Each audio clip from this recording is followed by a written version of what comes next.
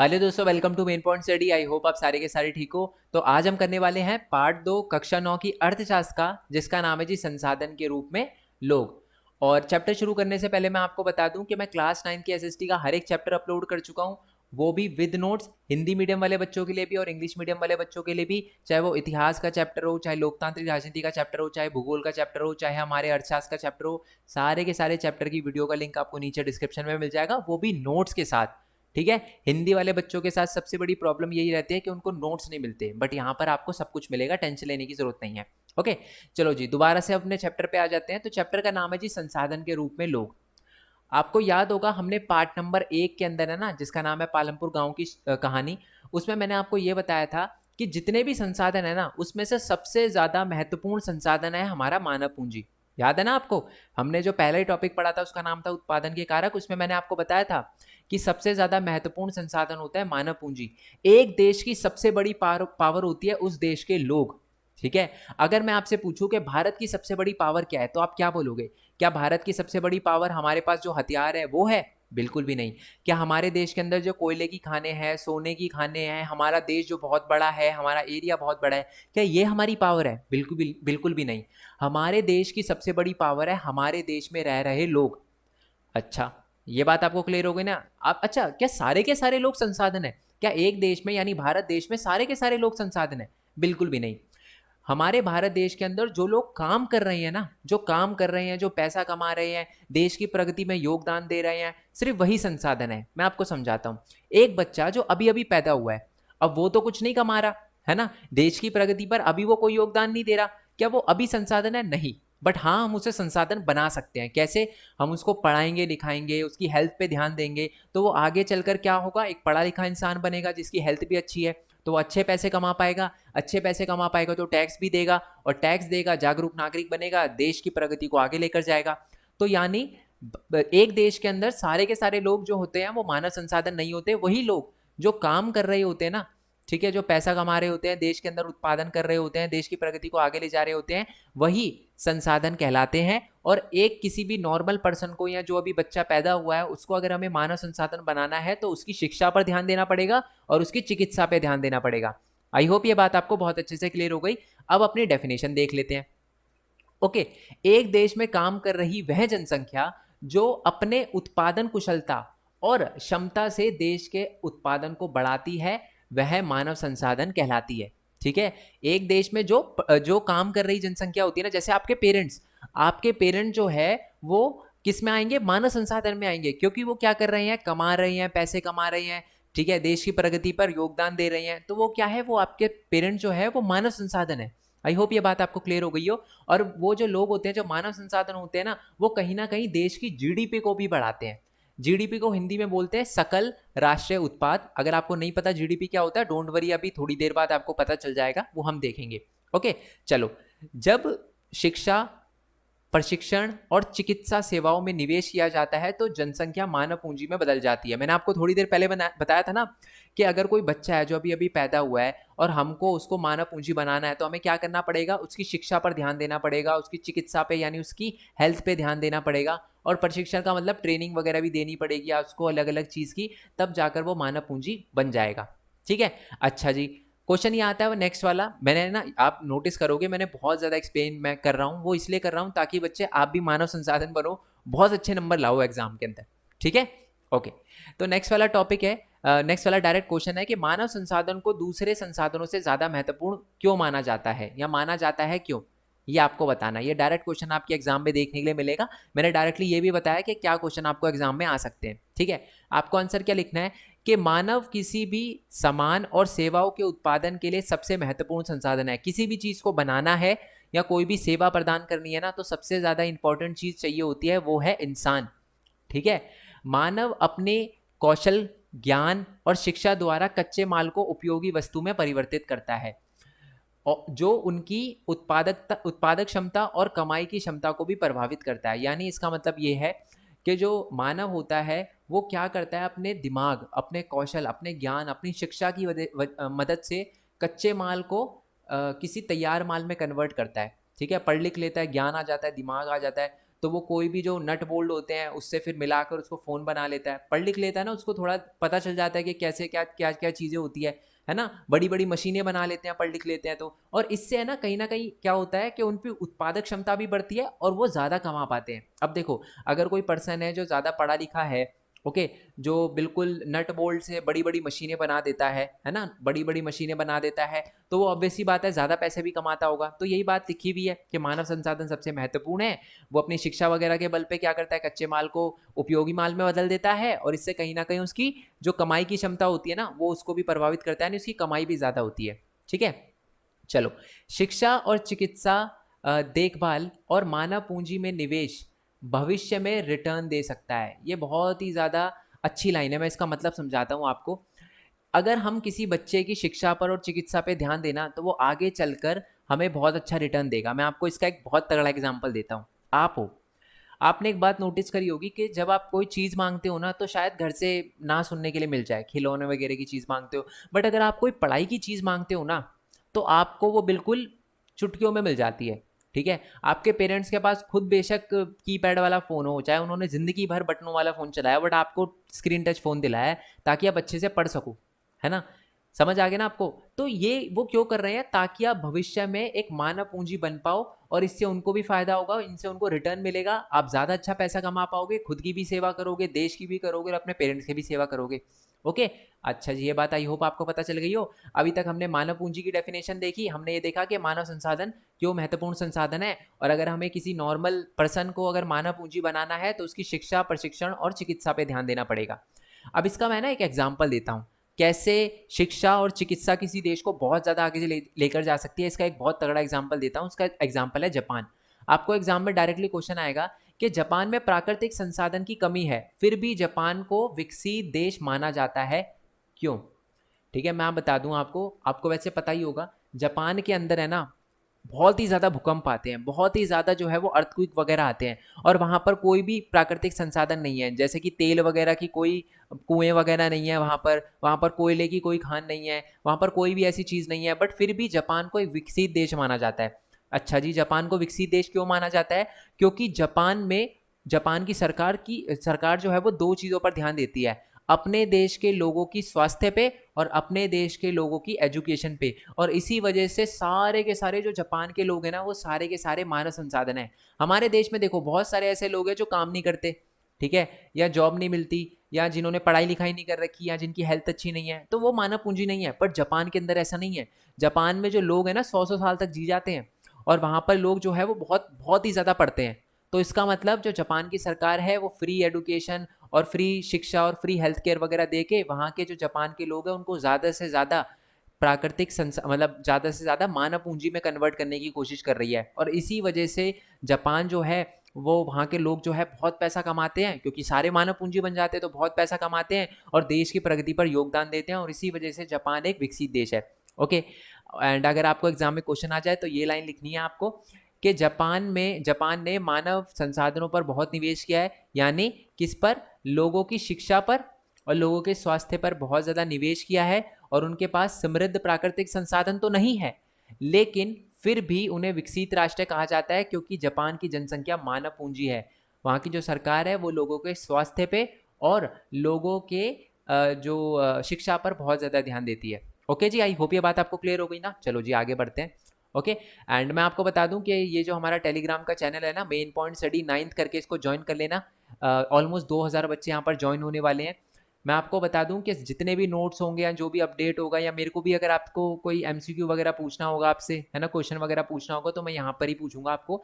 Telegram I hope आपको पता हो, बेसिकली जैसे व्हाट्सएप होता है ना, वैसे ही टेलीग्राम होता है, बट व्हाट्सएप पे से बहुत ही ज़्यादा अच्छा है। मैंने एक बार बहुत पहले ना व्हाट्सएप ग्रुप बनाने का ट्राई किया था, बट व्हाट्सएप में सिर्फ 257 ही बच्चे ऐड हो पाते हैं एक ग्रुप में, तो इसमें बहुत प्रॉब्लम आती है। बट आप टेलीग्राम पे कितने भी बच्चों को ऐड कर सकते हो, तो इसलिए मैंने टेलीग्राम चैनल बनाया, इसको ज्वाइन कर लेना। नोट्स वगैरह भी मैं यहीं पर दे दूंगा, बट अगर आपको नोट्स वगैरह ढूंढने में दिक्कत आए वहाँ से, तो आप मेन पॉइंट स्टडी की वेबसाइट पे जा सकते हो। गूगल पे जाके लिख देना मेन पॉइंट स्टडी, नीचे आना, आपको मेन पॉइंट स्टडी की वेबसाइट मिल जाएगी। यहाँ पर क्लास 9th पे जाना, चैप्टर के नाम पे जाना, आपको डायरेक्टली नोट्स की पीडीएफ मिल जाएगी, डाउनलोड वगैरह कर लेना। ठीक है, अच्छा, क्या इस चीज़ की कोई फीस है? बिल्कुल भी नहीं, इसकी कोई फीस नहीं है, बट हाँ एक फ़ीस ज़रूर है, और वो फीस है जी लाइक का बटन और सब्सक्राइब का बटन। हमारे चैनल की यही फीस है, ठीक है, अल्टीमेटली यही फीस है। कोई नोट्स के लिए आपको पे वगैरह करने की ज़रूरत नहीं है। बट हाँ, ये बात मैं आपको बोलना चाहूँगा कि जैसे जैसे मैं वेबसाइट पर नोट्स अपलोड कर रहा हूँ ना, वैसे वैसे उसकी सर्वर की कॉस्ट बढ़ती जा रही है। अभी तो मैं कर रहा हूँ, उसको मैनेज कर पा रहा हूँ, ठीक है, बट क्या पता जब आप 10th में आओ या आपके जब जूनियर 9th में आए तो शायद उनको प्रॉब्लम फेस करनी पड़े, ठीक है। मैं पूरी कोशिश करूँगा कि कभी भी नोट्स को पेड ना होने दूँ, बट आप समझ सकते हो कि जब बहुत ज़्यादा सिचुएशन वर्स्ट हो जाएगी मेरे लिए और मैनेज करना दिक्कत हो जाएगा, तब मेरे पास भी कोई ऑप्शन नहीं रहेगा, ठीक है। इसलिए बस आप है ना ये दिखाओ कि हाँ सर सपोर्ट है आपका पूरा, मतलब सपोर्ट करना, बस इतना चाहता हूँ मैं। अगर देखो सपोर्ट ज़रूरी नहीं है कि आप फाइनेंशियली सपोर्ट करो, ऑल तो मैंने कंट्रीब्यूटर्स का बटन दे रखा है वेबसाइट पे, आप जाओगे तो आपको पेटीएम वगैरह का ऑप्शन मिल जाएगा, वहाँ पर अगर आप सपोर्ट कर सकते हो तो बहुत ही बढ़िया। और अगर वैसे नहीं भी कर सकते सपोर्ट तो कोई दिक्कत नहीं है, आप जैसी वेबसाइट पे जाओगे तो आपको वेबसाइट पे नोट्स डाउनलोड करने के लिए जब जाओगे ना तो आपको ऐड वगैरह मिलेगी, उस पर क्लिक करके 10-20 सेकंड रुक जाना। अब कोई देखने वाला तो नहीं होगा, बट आप 10-20 सेकंड करके रुक जाओगे तो वो भी अल्टीमेटली सपोर्ट होगा। मेरे को इससे बहुत हेल्प मिलेगी आगे जो बच्चे आ रहे हैं ना उनके लिए नोट्स बनाने में, ठीक है, और उनकी हेल्प करने में, क्योंकि आपके पास तो 1 साल है, 9 से आप 10th में आ जाओगे, बट ऐसे मेरे को तो हर बार पढ़ाना है बच्चों को, तो ज़्यादा से ज़्यादा लोगों की हेल्प हो पाए इसलिए बहुत ज़्यादा इंपॉर्टेंट है, ठीक है। और बाकी मैं आपको बता चुका हूँ मेन पॉइंट, चैनल को आप सब्सक्राइब कर लेना। आप थोड़ा सा और आगे आ जाते हैं, ये हमारे डिफरेंट डिफरेंट चैनल है, इसमें से सबसे इंपॉर्टेंट चैनल है मेन पॉइंट टैग। ये बच्चे मैंने आप ही के लिए बनाया है। मेन पॉइंट टैग ऐसा चैनल है जिसपे मैं ये बताता हूँ कि एक स्टूडेंट कैसे अर्न कर सकता है। एक स्टूडेंट की सबसे बड़ी दिक्कत यही रहती है कि सर हमें पैसे कमाने हैं, पेरेंट्स से मांगना अच्छा नहीं लगता, वो भी बहुत मुश्किलों से हमें पढ़ा रहे हैं, तो हम क्या कर सकते हैं अपने पेरेंट्स के लिए। तो अब मेन पॉइंट टैग पर जो वीडियो दे रखी है ना उसे देखो। यहाँ पर मैंने आपको बताया कि आप यूट्यूब से कैसे अर्न कर सकते हो, अपने नोट से कैसे अर्न कर सकते हो, वेबसाइट कैसे बना सकते हो, वेबसाइट से कितनी अर्निंग होती है, ठीक है। ये सारी की सारी चीज़ें मैंने यहाँ पर बता रखी है। आप इस चैनल को सब्सक्राइब करो ना करो कोई दिक्कत नहीं है बच्चे, बट इस चैनल पर जो वीडियो दे रखी है ना उसका फ़ायदा ज़रूर उठाना, क्योंकि मैंने सिर्फ और सिर्फ आपके लिए बनाया है। यहाँ पर 12,700 से ज़्यादा सब्सक्राइबर हैं और यहाँ पर अभी तक सिर्फ और सिर्फ 40 वीडियो डाली है, 40 भी नहीं होगी, ठीक है, मतलब बहुत ही काम की वीडियो रहेगी आपके लिए, इसको देखना मत भूलना। सबका लिंक है ना, चैनल का लिंक नीचे डिस्क्रिप्शन में मिल जाएगा। ये मेरा ब्लॉगिंग चैनल है, कभी मन करे तो यहाँ पर आ जाना, और गेमिंग चैनल भी है। अब थोड़ा सा आगे बढ़ जाते हैं, तो अब आपको समझ आ गया ना मानव पूंजी के बारे में, बहुत सारा अच्छे से समझ आ गया कि मानव पूंजी क्या होता है। देश में जो काम कर रही जनसंख्या होती है ना उसी को हम मानव पूंजी कहते हैं, ओके। अच्छा, मानव जो भी क्रिया करता है ना उसे हम दो समूह में बांट सकते हैं, एक तो आर्थिक क्रिया और एक गैर आर्थिक क्रिया, ठीक है। इसका मतलब क्या है, इंसान जो भी कोई काम करता है ना उसको ना हम दो में डिवाइड कर सकते हैं, एक तो आर्थिक क्रिया और एक गैर आर्थिक क्रिया। बहुत ही ज़्यादा ईजी है, बहुत ही ज़्यादा ईजी। देखो, जो काम पैसे कमाने के लिए किया जाता है ना उसको हम कहते हैं आर्थिक क्रिया, ठीक है, और जो काम पैसे कमाने के लिए नहीं किया जाता उसको कहते हैं हम गैर आर्थिक क्रिया। मैं आपको एग्जांपल देता हूँ, ठीक है। अभी है ना, जैसे कि आप अपने किसी क्लास 6th या 7th वाले बच्चे को ट्यूशन पढ़ा रहे हो, मान लो आप 9th में हो, आपने, वैसे तो होता नहीं है ऐसा, बहुत कम होता है, बट आप 9th में हो, आप किसी 6th या 7th या 2nd 3rd वाले बच्चे को ट्यूशन वगैरह पढ़ा रहे हो, और उनके पेरेंट्स जो है वो आपको पैसे भी दे रहे हैं। तो आप क्या कर रहे हो, पढ़ा रहे हो और उससे आपको पैसे मिल रहे हैं, तो आप क्या कर रहे हो, आप आर्थिक क्रिया कर रहे हो, ठीक है। इसका एक और एग्जांपल दूं, आपके पेरेंट्स, आपके जो फादर हैं वो जाते हैं जॉब पे, ठीक है, वो जॉब पे क्यों जाते हैं, ताकि पैसे आ पाए घर पे, तो वो क्या कर रहे हैं, वो आर्थिक क्रिया कर रहे हैं, ठीक है जी। आई होप ये बात आपको क्लियर हो गई हो। अब आता है गैर आर्थिक क्रिया, वो आर्थिक क्रिया जिससे आपको पैसे तो नहीं मिलते बट वो आप फिर भी करते हो। जैसे कि मान लो कि रोड पे कोई अंकल जी हैं, उनको रोड क्रॉस करनी है, बहुत ज़्यादा ट्रैफिक वगैरह है और उनसे नहीं चला जा रहा, उनको समझ नहीं आ रहा कि कैसे रोड क्रॉस करनी है, बहुत ही ज़्यादा बूढ़े हैं, आपने उनका हाथ पकड़ा और उनकी मदद करी रोड क्रॉस करवाने में, क्या उनसे आपको पैसे मिले, बिल्कुल भी नहीं। बट हाँ, एक संतुष्टि ज़रूर मिली दिल पे, हाँ यार कि हाँ बिल्कुल आज अच्छा काम किया है, ऐसी खुशी ज़रूर होगी। मान लो कोई 8th क्लास का बच्चा आपके पास आया कि भैया भैया यहाँ दीदी दीदी ये वाला क्वेश्चन बता दो, मेरे से निकल नहीं रहा, आप कहते ले कॉपी दे, आपने ये करा और ये करके ये ले हो गया क्वेश्चन, ठीक है, तो क्या उसने आपको पैसे दिए, बिल्कुल भी नहीं। पर आपको दिल से खुशी हुई कि यार कोई जूनियर आया मेरे पास और मैंने उसका क्वेश्चन का आंसर दिया, मेरी इज्जत बच गई, है ना। तो ये क्या है, ये गैर आर्थिक क्रिया है, इससे आपको पैसे नहीं मिलते, इससे संतुष्टि मिलती है, ओके। तो इसी, अगर मान लो एग्जाम में क्वेश्चन आए कि आर्थिक क्रिया और गैर आर्थिक क्रिया में जो है वो विभिन्नता बताओ, ठीक है, या विशेषता वगैरह बताओ, या उनको क्या करो, इनका मतलब वो बताओ, डिफरेंस बताओ।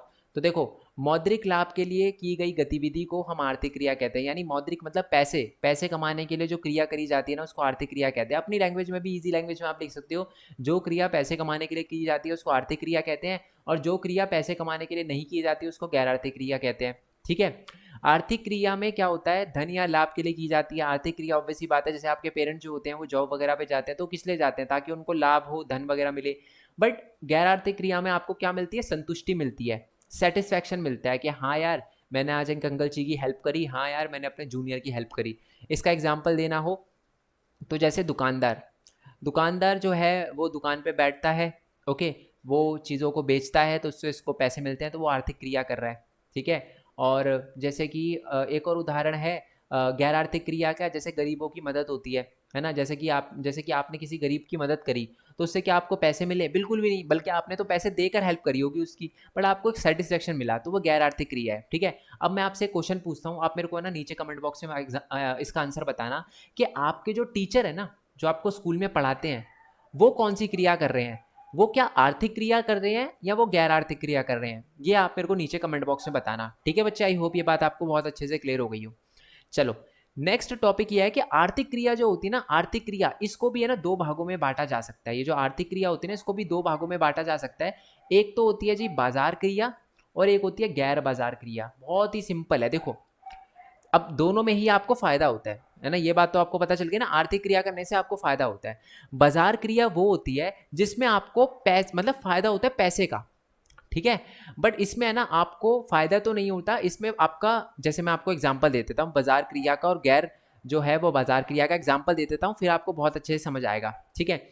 एक किसान है जो 100 किलो अनाज उगाता है। कितना किलो अनाज उगाता है, 100 किलो अनाज उगाता है। उसमें से 50 किलो उसने अपने पास रख लिया और 50 किलो उसने बेच दिया।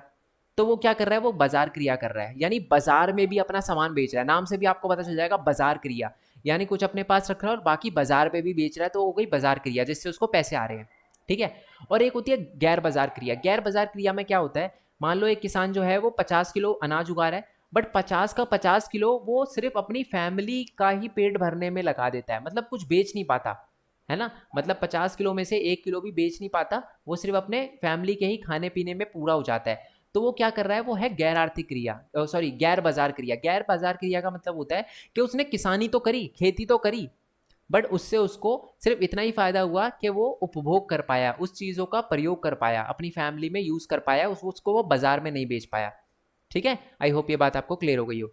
अब पढ़ते हैं कि बाजार की गतिविधि वह, या बाजार की गतिविधियां, बाजार क्रिया वह क्रिया होती है, इसको क्रिया कर लेना, ठीक है। बाजार क्रिया वह क्रिया है, मैं इसको सही कर दूंगा जब मैं आपको नोट्स पीडीएफ में दूंगा ना, मैं इसको सही कर दूंगा। बाजार क्रिया वह क्रिया है जो कुछ परिश्रमिक प्राप्त करने के लिए की जाती है, यानी कुछ पैसे, इसको पैसे भी लिख सकते हो आप, इजी लैंग्वेज में अपनी तरफ भी लिख सकते हो, बट मैंने वो लिखा है जो बुक के अंदर लिखा हुआ था, ताकि आपको ये ना लगे कि सर आपने तो बुक से बिल्कुल अलग कर दिया। तो बाजार क्रिया वह क्रिया होती है जिसमें क्या होता है, कुछ काम करने से आपको पैसे प्राप्त होते हैं, ठीक है। यानी आपने कृषि करी तो उससे 50 किलो अपने पास रखा, बट 50 किलो बेचा भी तो उससे आपको पैसे प्राप्त हुए, तो वो हो गई बाजार क्रिया। गैर बाजार क्रिया में क्या होता है, गैर बाजार क्रिया या गैर बाजार क्रिया वह क्रिया है जो उपभोग के लिए करी जाती है, जो अपने खाने पीने के लिए करी जाती है बस, ठीक है, जिससे पैसे का कोई लाभ नहीं होता। और यही सेकंड पॉइंट है कि जो हमारी ये बाजार क्रिया होती है ना, इससे कुछ लाभ प्रदान होता है, ठीक है, प्राप्त होता है, प्राप्त कर देना इसको, लाभ प्राप्त होता है, इसका मतलब पैसे वगैरह प्राप्त होते हैं। लाभ की जगह आप पैसे भी लिख सकते थे कि इससे पैसे वगैरह प्राप्त होते हैं, ठीक है। और जो हमारी गैर बाजार क्रिया होती है, इससे आपको पैसे प्राप्त नहीं होते, क्योंकि जैसे हमने एग्जांपल देखा था, किसान अगर 50 किलो उगा रहा है और अपनी फैमिली पे ही 50 किलो खाने पीने में खर्च कर देता है वो 50 किलो अनाज, तो उससे पैसे कहाँ मिलते हैं, तो गैर बाजार क्रिया में पैसे नहीं मिलते। और इसका सबसे नीचे एग्जाम्पल दे रखा है, जैसे एक फैक्ट्री का मालिक है, वो फैक्ट्री चला रहा है, तो वो क्या हो गई, बाजार क्रिया हो गई। अब जो भी सामान वो बना रहा है वो बेचेगा ना, वो ऐसा तो नहीं है जो भी सामान बनाएगा वो खुद ही रख लेगा, जो भी उद्योगपति है जो सामान बनाएगा वो बेचेगा, तो वो क्या है, वो एक बाजार क्रिया है। और गैर बाजार क्रिया क्या होती है, किसान जो अपने उपभोग के लिए किसानी करता है, ठीक है, जो सिर्फ उतना ही उगाता है जितना वो अपनी फैमिली का पेट भर सके, तो वो क्या हो गई, वो गैर बाजार क्रिया हो गई। अब मेरे को है ना, आप इस क्वेश्चन का आंसर बताना कि एक फार्मर है, ठीक है, वो 100 किलो अनाज उगाता है, ठीक है, 100 किलो अनाज उगाता है और वो सिर्फ अपनी फैमिली का ही खाना पीना पूरा कर पाता है, तो वो किस में आएगा, बाजार क्रिया में आएगा या गैर बाजार क्रिया में आएगा। नीचे क्वेश्चन का आंसर आप ज़रूर बताना। अब आ जाते हैं जी हमारे इस वाले टॉपिक पर। तो मैं आपको बता दूं कि जो भी बंदा काम करता है ना, वो है ना इन 3 क्षेत्रक में आता है।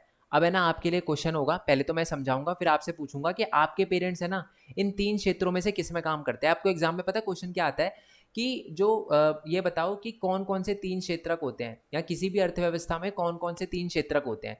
तो मैं आपको बताऊं, अगर आपसे डायरेक्टली क्वेश्चन आए कि विभिन्न क्रियाकलापों को 3 प्रमुख क्षेत्रों में बांटा गया है, उन 3 प्रमुख क्षेत्रों के नाम बताओ, तो उनके नाम है जी प्राथमिक क्षेत्रक, द्वितीयक क्षेत्रक और तृतीयक क्षेत्रक। ठीक है, देखो अब मेरी बात सुनो।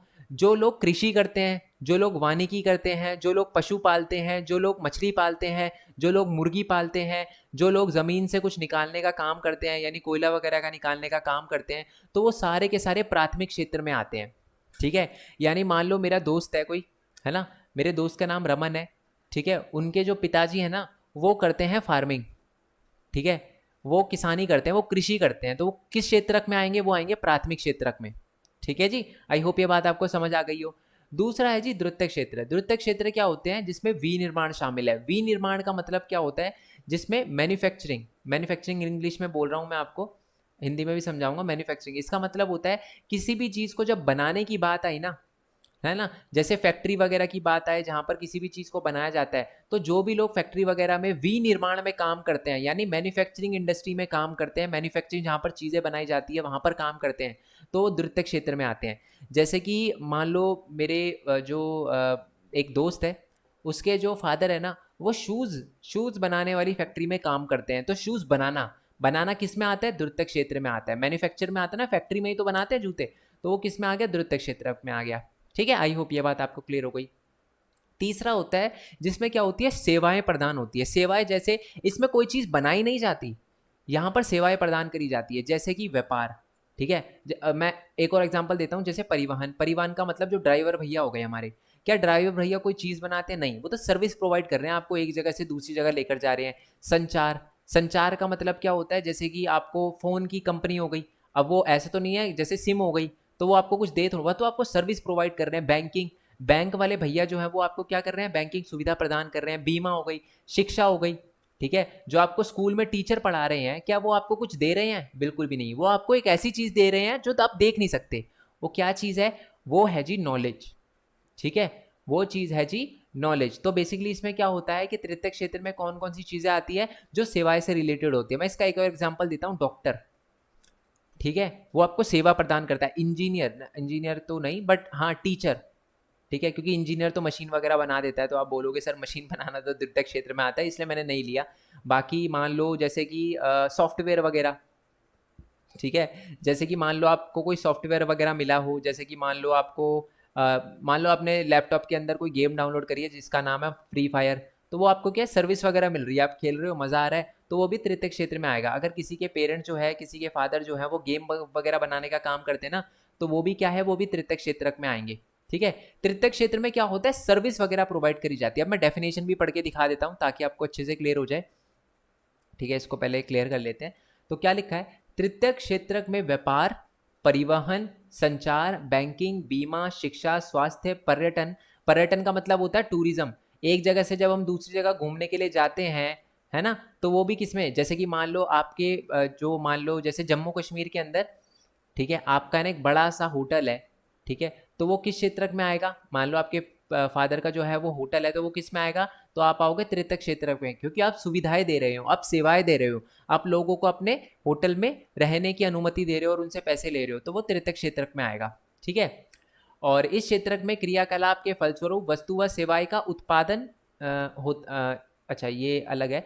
इसमें क्या होता है, सेवाओं का उत्पादन, ये है ना, ये वाली लाइन जो है ना, इन क्षेत्रक, ये वाले इसमें ये वाली लाइन नहीं आएगी, इसमें आएगा बेसिकली इसको है ना सेवा क्षेत्र भी बोलते हैं।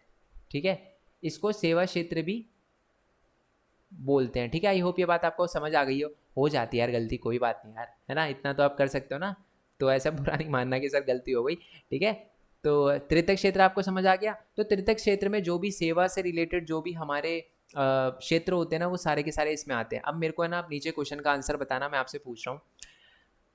मेरा एक दोस्त है, ठीक है, उसके जो पेरेंट्स हैं ना, उसके जो पिताजी हैं, वो एक कंपनी में मान लो मैनेजर हैं, एक कंपनी में मैनेजर है, ध्यान से सुनना। तो वो किस क्षेत्रक में आएंगे, वो प्राथमिक क्षेत्रक में आएंगे, द्वितीयक में आएंगे, तृतीयक में आएंगे।